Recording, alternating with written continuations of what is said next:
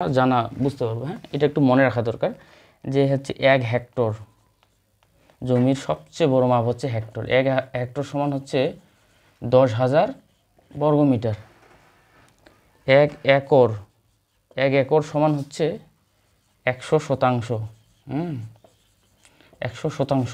এটা আবার এক লাইনে লিখতেছি 40-47 বর্গমিটার। 4000 হচ্ছে 43,560 বর্গ ফিট। 1 একর সমান, এক লাইনে এটা মুখস্থ রাখলেই হবে। 1 একর সমান 100 শতাংশ সমান 4047 বর্গমিটার সমান 43,560 বর্গ ফিট। এটাকে 10.76 দ্বারা গুণ দিলেই ফিট স্কোয়ারে চলে আসে আর কি। কারণ কি, মিটার স্কোয়ার আমরা জানি 1 মিটার স্কোয়ার সমান 10^10.764 বর্গ ফুট। এখান থেকে একটু জানার দরকার হচ্ছে, আচ্ছা শতাংশ যদি আমি ফিট স্কোয়ার বাইর করি তাহলে কি কত দাঁড়াচ্ছে?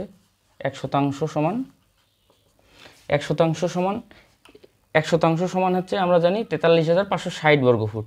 এই 100টা ওই দিক দিয়ে ভাগ হয়ে যাবে, তাহলে 435.60 বর্গ ফুট।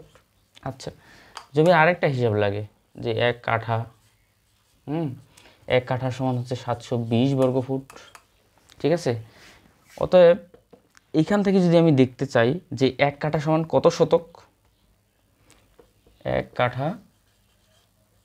কাঠা সমান হচ্ছে এই 720 ভাগ 435.60 দেই আমরা, তাহলে 1.653 আর একটু হইতে পারে। হ্যাঁ, 3 ঘরে নিলাম আর কি। এত শতক আর কি। 1 কাঠা সমান এত শতক বা শতাংশ, শতক বা শতাংশ। ইংলিশে এটা শতাংশকে ডেসিমেল বলা হয়। হ্যাঁ, 1 একর। আচ্ছা, আরেকটা গ্রামে লাগে আর কি। হ্যাঁ, অনেক সময় 1 বিঘা সমান 20 কাঠা।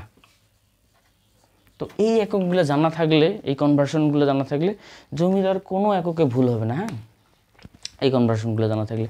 তো এইটাকে যদি আমি শতকে লিখতে চাই তাহলে কি হবে? এখানে কালো কালি দিয়ে লিখি, জাস্ট এটা দিয়ে আমি ভাগ করলে পাওয়া যাব না? সরি, এই যে 435.60 এখানে ফিট স্কোয়ার আছে, এত ফিট স্কোয়ার ভাগ দিলেই তো শতাংশে পাওয়া যাবো। আমি এখানে লিখি 435.60 17.9920 লেখা যায়। হ্যাঁ, এত শতাংশ জমি।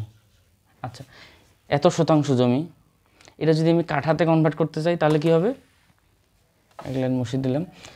এই যে এত শতাংশ, তাহলে এইদিকে এই মানটা যদি এখানে ভাগ